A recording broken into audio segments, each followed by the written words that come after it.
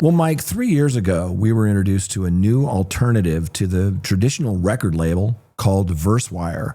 I actually moderated a panel at South by Southwest with founder and CEO Sherry Saeedi and her partner, Nick Lippman, and Taylor Hanson. Yeah, that Taylor Hanson. It was the opening panel of South by Southwest on the music side and was incredibly well received. Right. So here's how Verswire describes the company. Verswire introduces a revolutionary model while effectively handling label services and artist development. Based on initiative needs, Verswire invests capital and makes strategic funding investments in artists, providing the resources and team they need across all label services departments. Verswire's strategic alliances with artists allow them to take back control of their business and grow their career as entrepreneurs the way they were always meant to be. Well, I've gotten to know Sherry and Nick, and I had the pleasure of sitting down with them recently to check in on their progress, see how they're doing. So without further ado, here's Sherry Saeedi and Nick Lippman from Verswire on a very special bonus episode of the Your Morning Coffee podcast.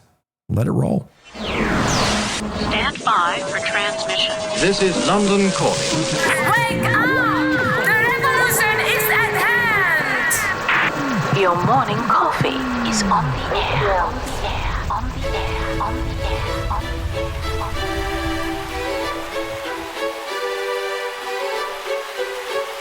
Standing by.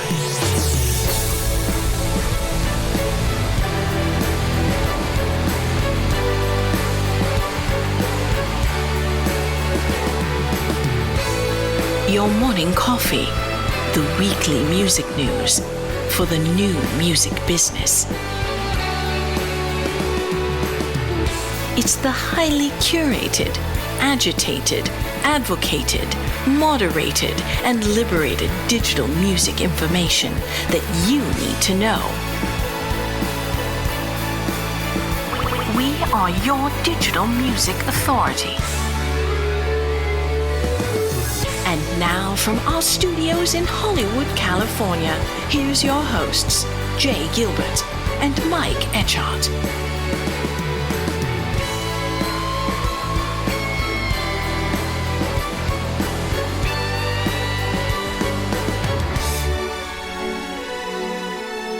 Sherry Saeedi, Nick Lippman from Verswire. Thank you both for joining me. It's so good to see you. What up, bud? Thank you so much for having us. Always a pleasure. The last time we were together was at South by Southwest. I was honored to moderate a panel with you two and Taylor Hanson. And, you know, not bragging, but it was the best panel at South by Southwest that year. I'll tell you that. Well, love that. We did get a little bit of a standing ovation, didn't we? Yeah, no, it was the dream team. It was really, really cool. So I want to kick this thing off for those that have no prior knowledge.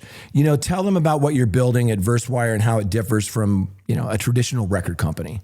Yeah, absolutely. I mean, Nick and I kind of conceptualized this as we didn't want to give, this industry another iteration of the same unfavorable business model, right? So, for example, I didn't want to give you a slightly better A&R or a slightly better model. We needed something completely new and a complete refresh because, you know, this is a different, obvious industry, but if you compare it to Uber, right? They didn't focus on perfecting the taxi industry. They're like, no. We're going to do a ride sharing company, and this is how it works. They used modern day tools to create a service that was once upon a time not utilized in the best way, right? And I think a lot of people always say, they're like, oh, well, you know, this is the standard. This is what everyone does. Like, why would people want to move over to something completely new? Well, if the core offering to the consumer, to the artist in this situation is unfavorable, they're going to move towards something that is. So the reason why we call ourselves a venture capital for artists is, again, the same distinguishing factor between a tax and a ride sharing company, right? We wanted right off the bat people to know that it's done differently here. And, without using any jargon terms, the root of what Verswire does is we invest in the recording budget. So that is not a recoupable expense. That is our investment because we believe in the music first and foremost. And then with that, we bring in custom tailored teams and resources for every client based off of the needs of the artist, not just based off of like what we have and like, okay, cool, here's a publicist, make it work for all of our clients. That's not how it works. It's never been how it works. It's a classic artist development with a model that hasn't been heard of before or done. And we have just entered year 4. We focused on the rock genre because that is our specialty. Pop rock, alternative rock, indie rock, whatever adjective you want to put ahead of rock, it's rock. And, we focused on a genre that we feel like has just been so underserved, yet it's the longest standing. For example, if you're wearing a shirt that represents an artist, you call it a band t-shirt 9 times out of 10. I've never heard of a country t-shirt or a pop t-shirt before, but hey. And while, during this time, while rock music is making this massive comeback, this resurgence, and it's officially surpassed country revenue, we're honored to kind of lead the forefront in creating the next generation of global rock stars and creating a safe home for existing rock stars. Very well put. And I think to add to that, I think we live in a world where you work so hard on a body of work, and then the emphasis is what's next. And even on the last album that we put out with Beauty School Dropout, about 6 weeks later, our agency was like, okay, so now what's coming next? Or what can I tell buyers? I'm like, what are you talking about? Why don't you tell them about the album that we just put out? And all 3 of the artists that we have right now to the label, we gave them what used to be the standard, which was a year to make a record, to go in with producers and writers and find their sound and beat their songs and get past the world where it's like singles game, because you don't know what your single is because you haven't sat there and made the body of work. And you don't want to put a single out that doesn't match the rest of the album. So we really wanted to harness the energy of these artists to make the record that they want to make. And then we most importantly want to work that record. We don't want to be like, great, that album came out this past Friday, a week ago. Now we're already on to the next record. When even though we did a waterfall and 5 songs came out leading up to it, there's still 7 more songs on there that each deserve the time of day. They each deserve the people's ears and listening. And then also we need to tour behind it. We want to tour behind it. We want to put a tour around these albums. We want to give them the light of day. We want to take out old songs. We want to make this the new set. And also we want to make sure that we're not just front loading all the hard work that we put in. As Sherry so succinctly put it, the music is our investment. So it behooves of us to make sure that we protect said investment by making sure this music has a fair shot throughout a duration of time. And it's not just like, great, it's out there, what's next? Yeah. Yeah, it sounds so obvious as you're saying it, but that's not traditionally how record companies work. And there is no. Now it's great. That album. I mean, not to say anything, but with another artist, a flagship artist of ours, we put an album out and went and toured it. When the tour was over, the label was like, "Okay, it's time to make the next album." And it's like, well, and the band, their response was, "Work this album." We worked really hard on this body of music. The idea that you're ready to move on to yet a new body of work is really disrespectful to the hard work that was put in here. Especially to our team. We have an incredible team that works with us. We have an incredible staff. We have incredible independent contractors. They all work really hard. They also deserve to watch the fruits of their labor come to fruition. And we want to back that, in every way we can.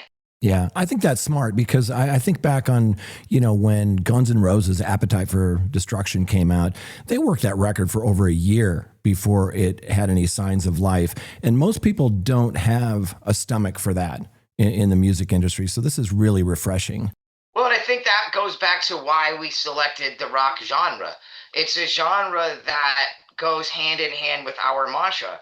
The other genres that are out there, it's kind of, single this and catch it and do it and here. And this allows us to really double down on our investment and our artists and allow them to use this music to grow as an entity and as a brand and a band. Yeah, let's talk about your music for a second. I haven't heard a lot of it, but what I like is right in my wheelhouse. I love Beauty School Dropout. That People Are Ugly, Better track we'll talk about in a second. That's just infectious. But talk about Beauty School Dropout. Wasn't that your first signing? You've got the album out. Talk about that band and how you discovered them and brought them on board.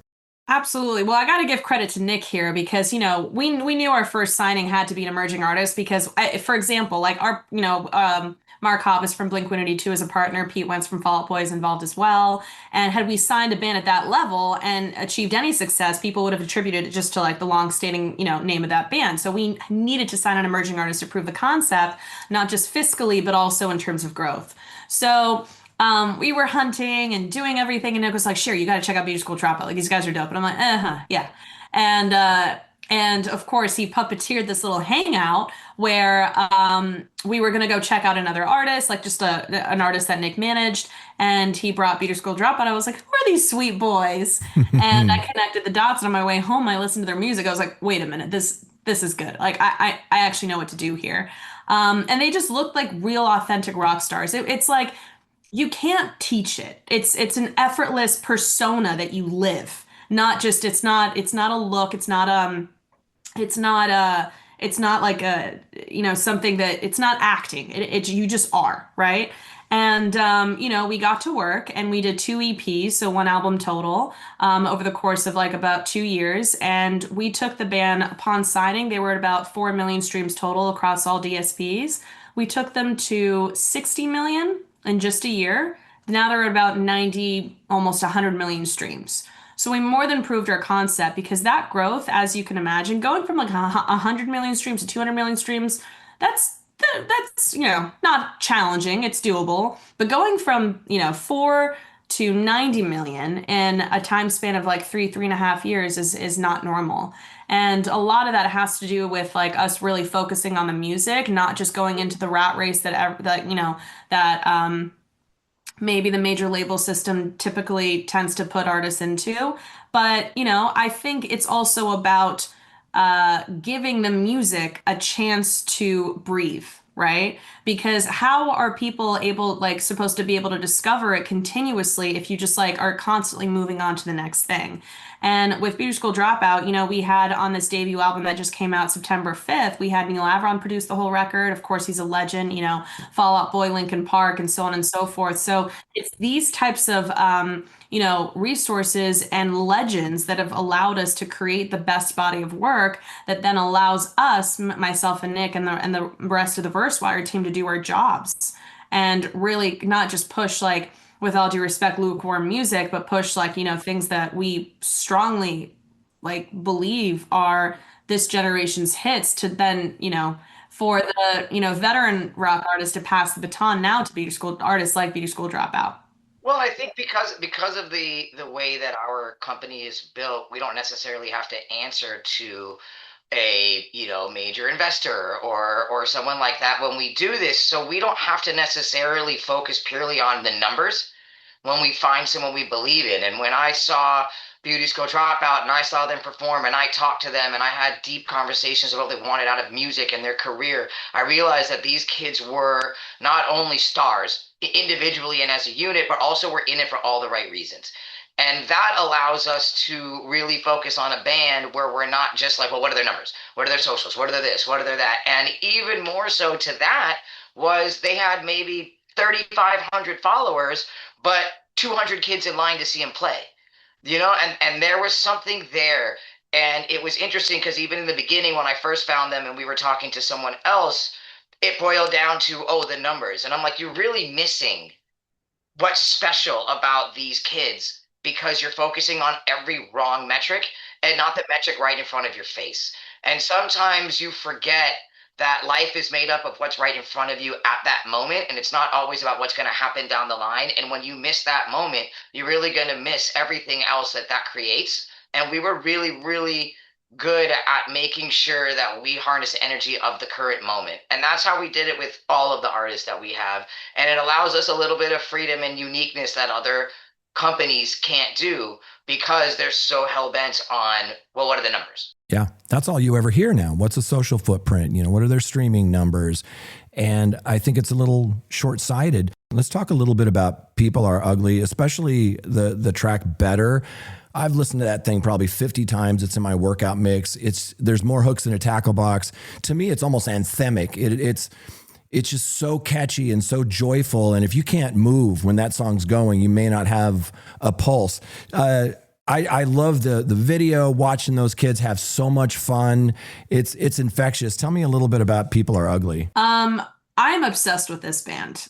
This was actually brought to us by the band's, executive producer, who's also a dear friend of mine, Nick Furlong. And he's like, "Sure, you got to check out these guys." And at the time, we had our hands full with our clients, and we were working on our pub arm, and signing some additional artists. And I was just like, I don't think I have the bandwidth. And then I heard "Better" was actually one of the tracks that he sent me. I was like, hold on, hold on, hold the phone. I showed it to Nick. I showed it to the team.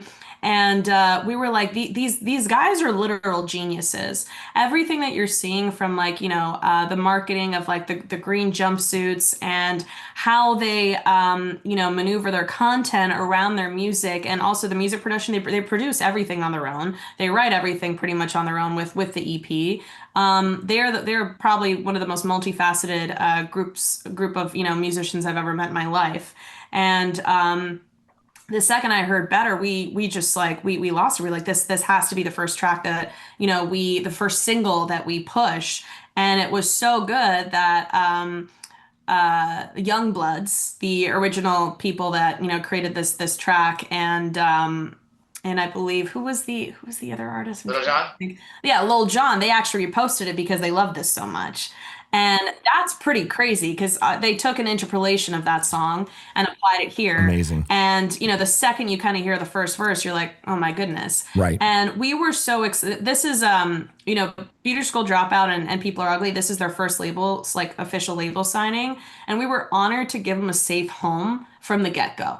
And we really treat this as like a partnership. So with People Are Ugly, with everything that we're doing and like everything we have coming up, like we, instead of just like taking a project and like deciding what we think needs to be added, we look at it as a whole and go, okay, great. Well, you're doing X, you're doing Y, you're doing Z. How do we add to it? How do we elevate what you're already doing? You have a whole team around you. And, there's a lot of fun stuff, that's coming out very soon that people are going to be really excited about. But this was just something where it was in line with our whole model and our whole mission statement of empowering the next generation of incredible artists the right way and letting them own their masters. This is something that just never should have been an issue in the first place. And I think from the inception of the record label model, it was skewed. And we're honored to be setting everyone on the right path from the start.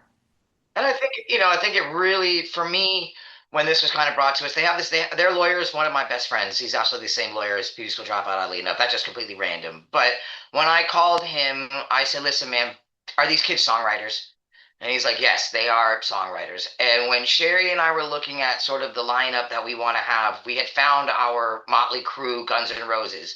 Now we wanted our Blink 182. And when I, I hadn't been necessarily seeing Blink a lot. And then obviously with Mark and all this, I've been to a lot of shows and started to realize and started to see like kind of how their whole shit worked. And I was like, wow, these kids are that kind of thing. They have incredible songwriting, but they're hilarious, but they're real, but they go hard, but you also have to listen. And there was just so many nuances that made them such a dynamic band. And I think that was something that's really special, especially when you met with them and you listened to how they wanted to grow and you listened to what the direction was that they wanted to do and how they're finding themselves. And even that vision aligned with exactly how we felt about them.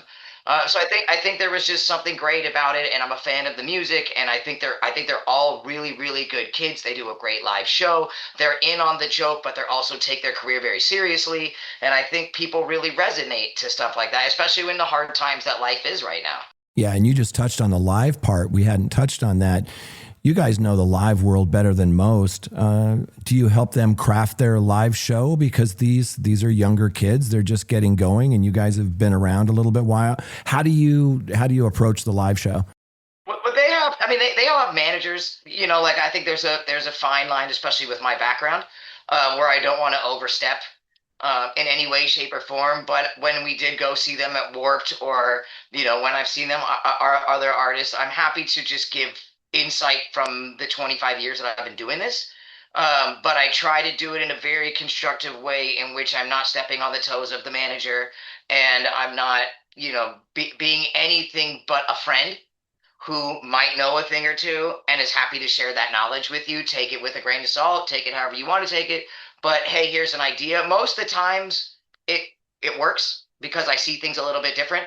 But at the same time, I don't care about credit. So if the manager tells him, as long as the message gets along and the situation gets rectified, wherever it comes from is fine with me. And in addition to that, what we do is we listen. We take an all-encompassing approach while not, again, to Nick's point, not stepping on the toes of the entirety of the team. But since they were a rather newer band that's just exploded in a very short period of time, like we were asked for like performance coaching and like vocal coaching, and we're like, great. And this is what I mean when it's like custom tailored resources. We immediately got to work on that and got the right people involved for the project, so the band felt supported and empowered to continue to build on that side of their career. But this is like like real artist development, which I just feel like is just sort of, unless you've kind of made it. And by, that's a very broad term, I guess, made it in terms of like, okay, you got a ton of streams on a song, now people are paying attention. I think a lot of this, not I think, but I know a lot of this needs to come while the artist is developing, to allow them to grow into the superstars we know they can be. So we listen. And then it's not about us really never saying no. It's just like it makes sense. So what we did, we're like, okay, hey, we're about to do a ton of shows and we'd like to just like really dial into our performance. Can we tap into a performance coach? Yeah. And so we allot funds for that. It was such a turn on. I come from a background of basketball and soccer and athletics, and I've always, I'm a massive, massive believer in Kobe Bryant and the philosophy and the hard work and the work ethic. And it was something that was a big turn on, that they wanted to get a performance coach, that they wanted to get that Cole wanted a vocal coach, that these guys, if you look at the elite athletes, they have a conditioning coach, a eating coach, a sleeping coach, a breathing coach. It's not like a weakness to ask for these kind of things. It shows where you want to be in life. And so for us, I think it was an incredible just epiphany where these kids were like, look, I want to be even better. Can you guys help bring these people in to take me to that next level? And we're happy to do that because it knows that they're double downing and really investing in their career, which is what we've invested in. I love that. I always thought the harder I work, the luckier I get. And those bands that you think just rolled out of bed and were, on top of the world, they worked harder than anybody else, whether that's Madonna, the Beatles, Lady Gaga, whoever it is. They just outworked their competition. Being in the Rob Thomas business, on my management side, there's one thing that I take away from him and that I learned. And even now on this record, that Rob Thomas works harder than anybody I've ever seen. He is a workhorse and he believes in his career and he doubles down and he works. And I use that to say, look, even at this stage, if you want it, you got to work hard. Yeah. Yeah. Look, here's one thing that I say, especially as a second time entrepreneur, if you wait until you're ready, you're always going to wait. And hard work will always supersede talent. And you 100%. always have to be a student of your industry. So Nick and I always consider ourselves a student of the music industry. We're always here to learn. It's just about continuing to grow and also just working hard. Put one foot in front of the other, heads down.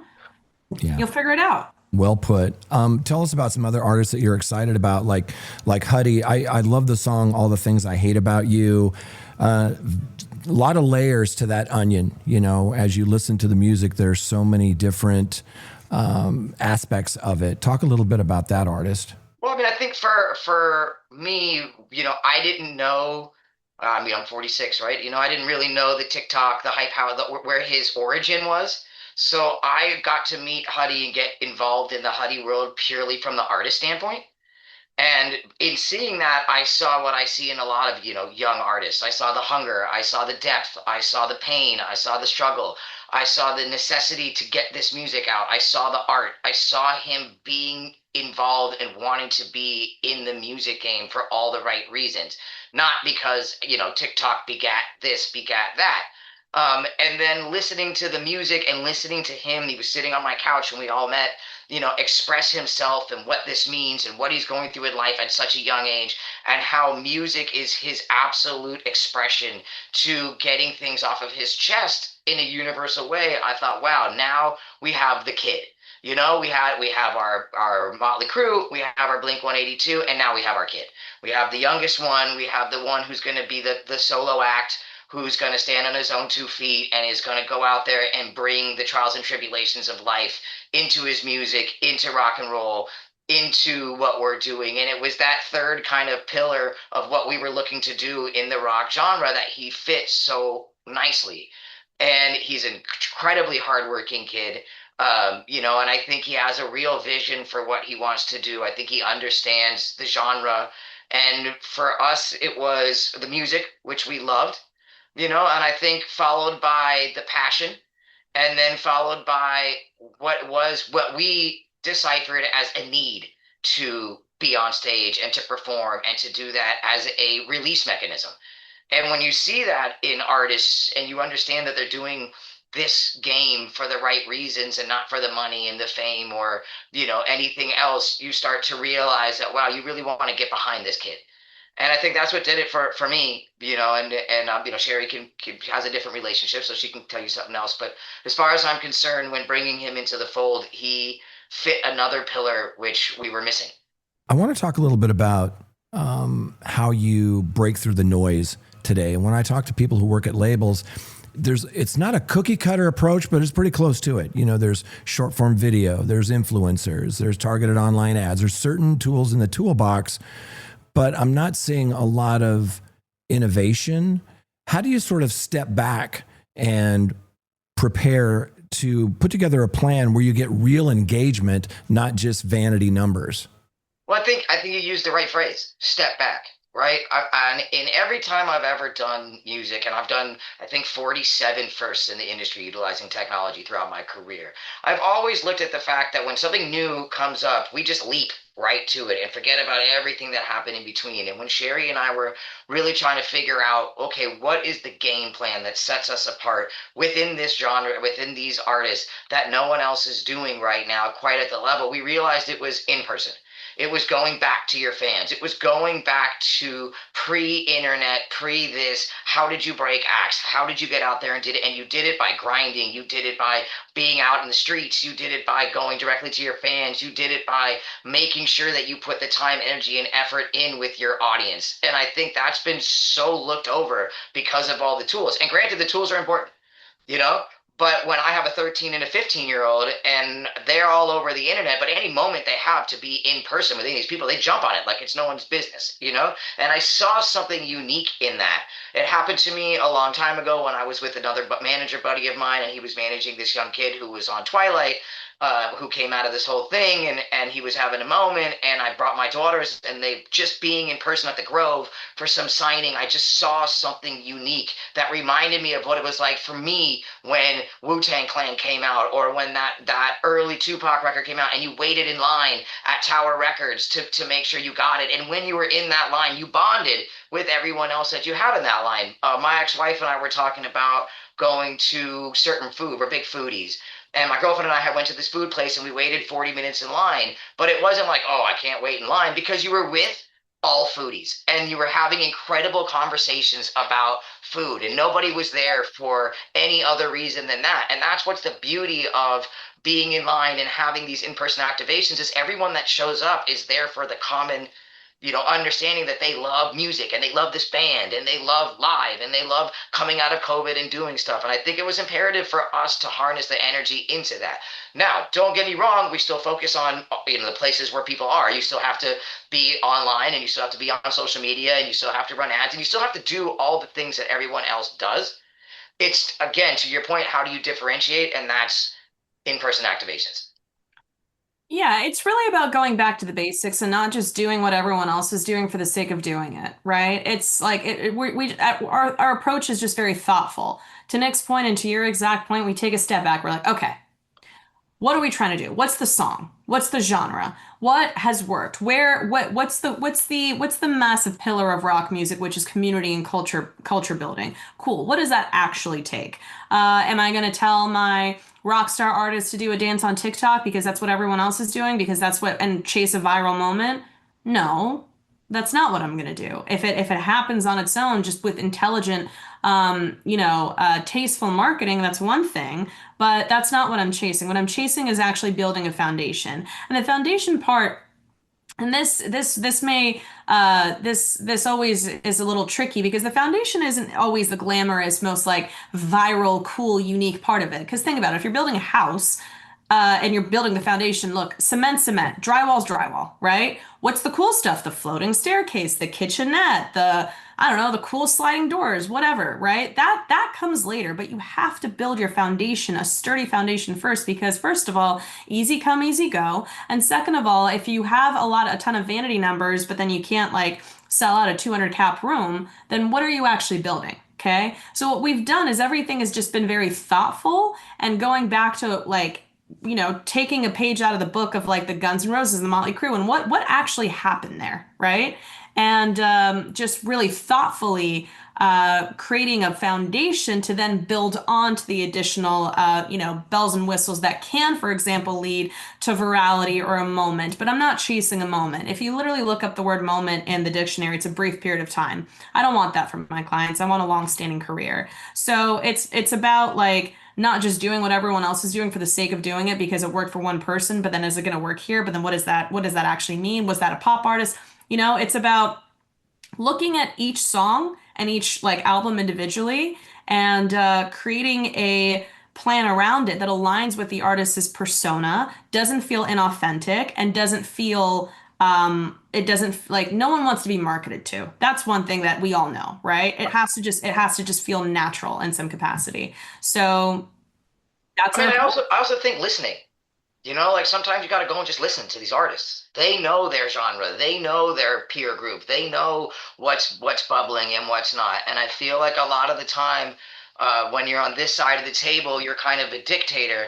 And I think that's a really horrible way to help grow an artist when you're not paying attention, because again, at 46, I'm not necessarily in the trenches with the 22-year-olds that Chase is in with, or I'm not necessarily the leader of the alt rock grunge genre that Coley and Bardo and Peepus are, and I'm certainly there's a a part of what people are really doing that I can admittedly know that I don't understand, but I can learn, and I understand music, and I understand marketing, and I understand entertainment. But when you go to them, it's sitting and have, like a couple of weeks ago, we met with every one of our clients and we just laid it on the table. Okay, tell us, what's happening in your scene, what's happening in your world. How does that work for us? What is not working on the marketing side here because it's not tapping into the current ecosphere of what's happening for you guys, what you're seeing, what you want to be a part of. And by doing that, not only are you allowing a shift in control back to the artist so they can help, but it's also reiterating and doubling down on the partnership aspect. Yeah, I'm smiling because people don't listen enough. And something you said, Sherry, really hit home with me on the foundation is that's how you build that tribe. That's how you build that community. And once you have that community and that tribe, now you've got a career, you've got longevity. You don't have a moment, to your point. Yeah, exactly. I don't want something quick. And it's actually having early, like very early success is actually extremely detrimental for the artist because they're like, look, like it's the same thing as, for example, like day one, you become a CEO of a company. Like you don't have the experience or the resilience or the know-how on how to make calls and how to handle pressure and how to handle like, running people. How is it different for an artist? They're the CEOs of their business. They need that experience. They need to play, to small rooms and level up based off of their performance, based off their songwriting skills, based off of like, them just being an artist and understanding who they are and what they are and why would you be a follower of this artist? You need that time. So early success can be detrimental because like you haven't built that foundation. So while you're getting a ton of streams, but you're still not playing in front of a ton of people, like, and you're not able to pull ticket sales, well, okay, how many of these are actual real super fans? Or do they just happen to like this one song and don't even know the name of the artist? That also happens a ton.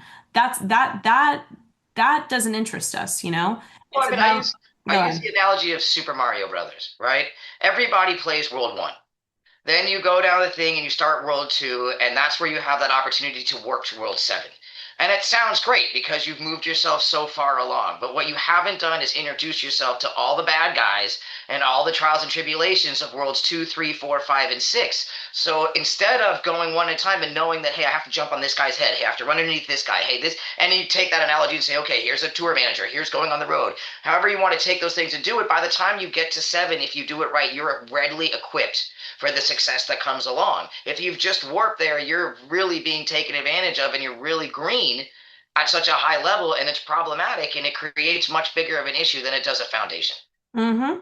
Tell me how important are some traditional things for you, like sync and, radio, for example? Are those still important to you? I think sync is incredibly important. Yes, You know, we have a whole sync team still, and that we've landed a ton of looks for artists that I think from not only from optics but also like just getting this in front of as many ears and eyeballs. Exposure is Exposure. very Yeah. important.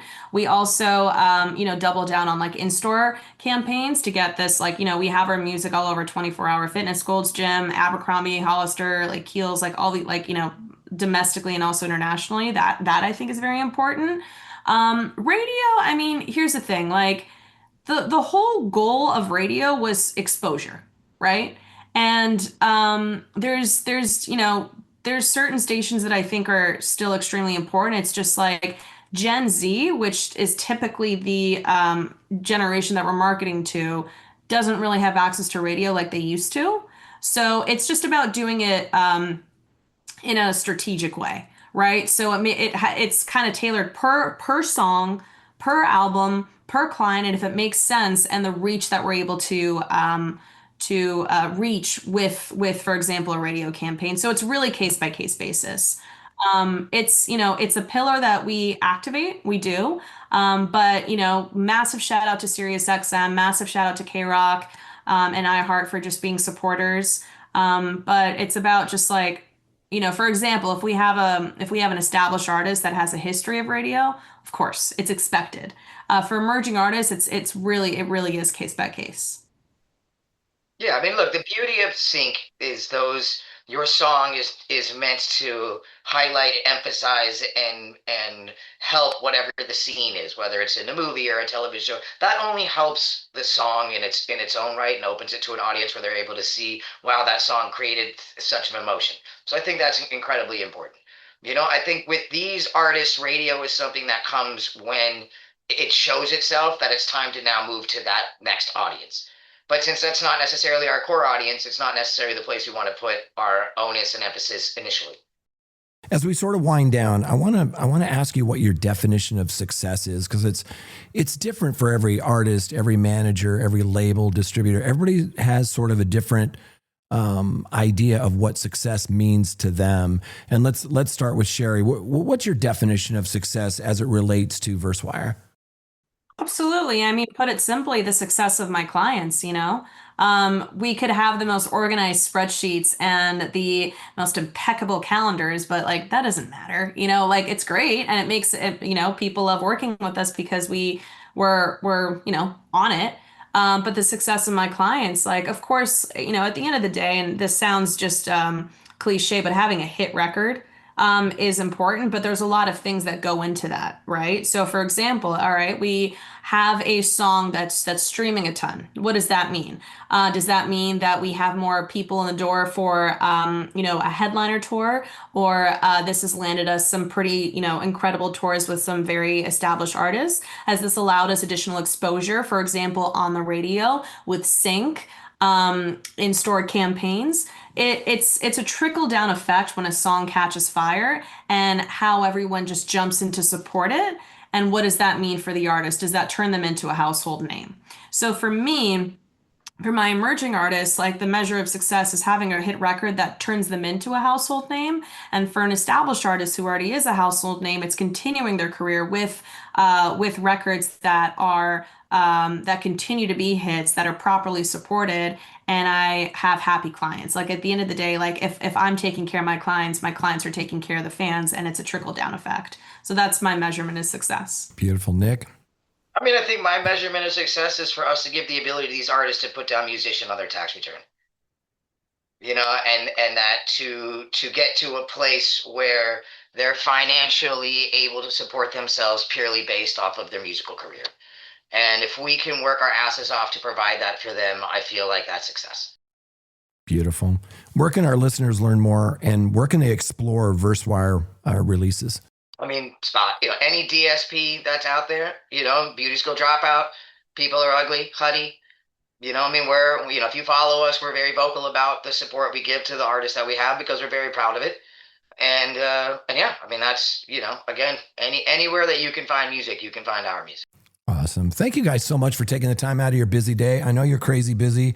I always enjoy our coffees and our lunches, and I just think the world of you guys, and I'll be cheering from the sidelines. So thank you so much.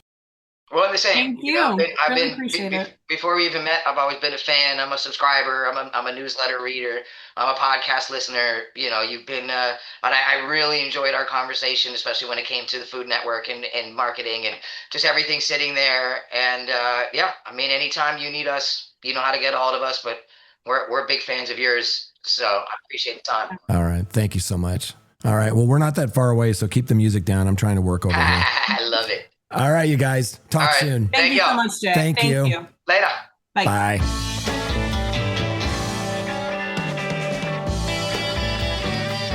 You've been listening to Your Morning Coffee, the weekly music news program for the new music business. Join Jay Gilbert and Mike Etchart next time for the digital music news you need to know.